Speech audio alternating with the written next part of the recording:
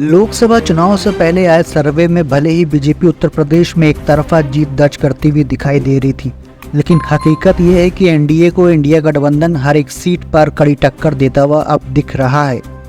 यही वजह है कि बीजेपी को हर चरण के मतदान के बाद अपनी रणनीतियों में बदलाव करना पड़ रहा है। वहीं बीजेपी के वरिष्ठ नेता गृह मंत्री अमित शाह सभी नाराज नेताओं को मनाने की कोशिश में जुटे हुए हैं। पहले जहां केसरगंज से सांसद ब्रजभूषण शरण सिंह चुनाव लड़ने पर अड़े हुए थे, उन्हें अमित शाह ने मनाया और बेटे को टिकट देकर पार्टी की पूर्वांचल में करीब 6 सीटों पर मंडराए हार के बादल हटाए। वहीं अब खबर आ रही है कि जनसत्ता दल लोकतांत्रिक के मुखिया कुंडा से विधायक रघुराज प्रताप सिंह उर्फ राजा भैया से अमित शाह ने एक अहम मुलाकात बेंगलुरु में की है।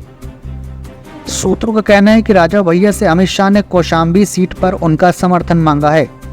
बीजेपी से इन दिनों क्षत्रिय समाज नाराज है और शाह जानते हैं कि हर एक सीट पर जीत के लिए एक एक वोट बहुत जरूरी है। यही वजह है कि राजा भैया को अपने पाले में करके बीजेपी क्षत्रिय समाज की नाराजगी को कम करने की कोशिशों में जुटी हुई है।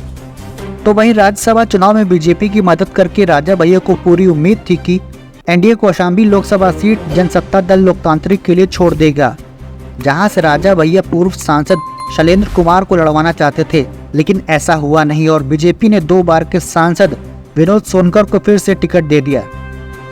दरअसल कौशाम्बी लोकसभा सीट में कुंडा और बाबागंज विधानसभा सीट आती हैं, जिन पर राजा भैया का प्रभाव है। ऐसे में उन्हें इस सीट पर जीत की पूरी उम्मीद थी।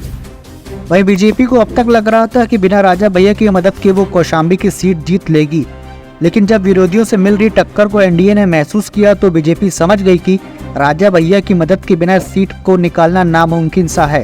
यही वजह है कि गृह मंत्री अमित शाह ने राजा भैया से बेंगलुरु में मुलाकात की है।